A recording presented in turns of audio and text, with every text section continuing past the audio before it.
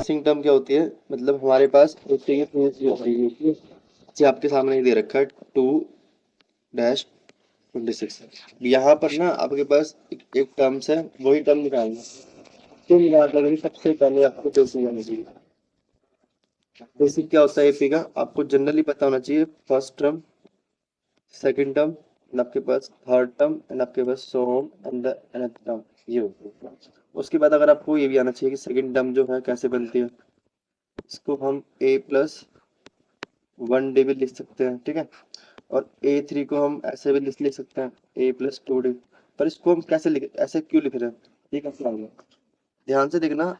अगर आप third term की बात करते हैं तो थर्ड टर्म यानी कि एन आपको 3 दे रखा है, ए आपको नहीं दे रखा है, एन आपको 3 दिया ना, या माइनस करो तो 3 में से 1 गया, कितना आ जाएगा आपके पास, 2 आ जाएगा। तो ये हम इस तरीके से लिख रहे हैं किसी भी टर्म को, जैसे मैंने यहाँ लिखा था 3 टर्म्स को, इस तरीके से बताया। अब क्या करेंगे हम, क्वेश्चन हमारे पास हमारा क्वेश्चन क्या है, 2 बॉक्स एंड आपके पास 26 है, ठीक है।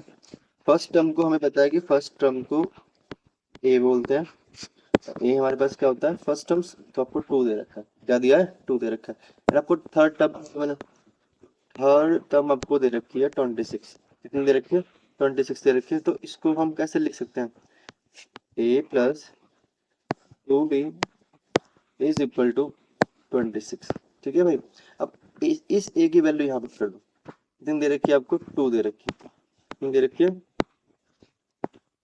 2 दे रखी है, ठीक है भाई। अब इसको उधर ले दो, माइनस करना है इसको, तो क्या हो जाएगा उसका साइन चेंज, कितना आ गया 24।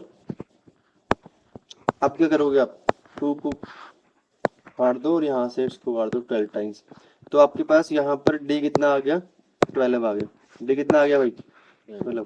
अब जो ये सेकंड टर्म थी यही तो हमें निकालनी थी, तो सेकंड टर्म क्या है आपके पास, लिखते कैसे हैं इसको, सेकंड टर्म को लिखते हैं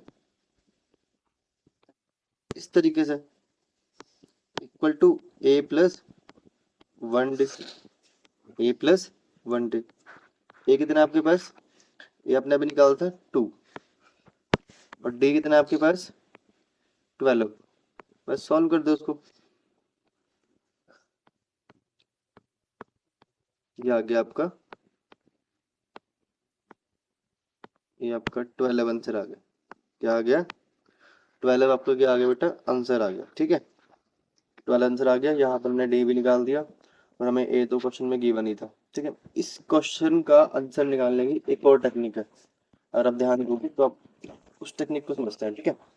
तो टेक्निक क्या आपके पास, आपको फर्स्ट टर्म दे रखी है, सेकंड टर्म नहीं दे रखी है, एंड आपको थर्ड टर्म दे रखी है, कितनी, थर्ड टर्म आपको दे रखी है 26 दे रखी है बच्चों, 26 आपको थर्ड टर्म दे रखी है, पता लग रहा है। करना कुछ नहीं है, फर्स्ट टर्म और थर्ड टर्म का मीन निकाल देना, the mean of first term and the third term निकाल कर आपको वही टर्म मिल जाएगी जो आप निकालना चाहते हो।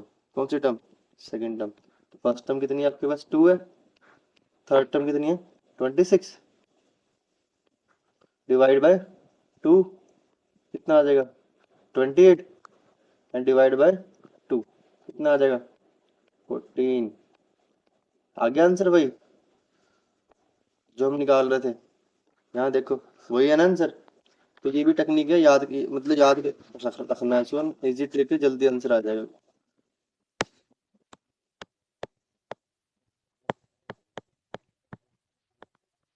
ठीक ना।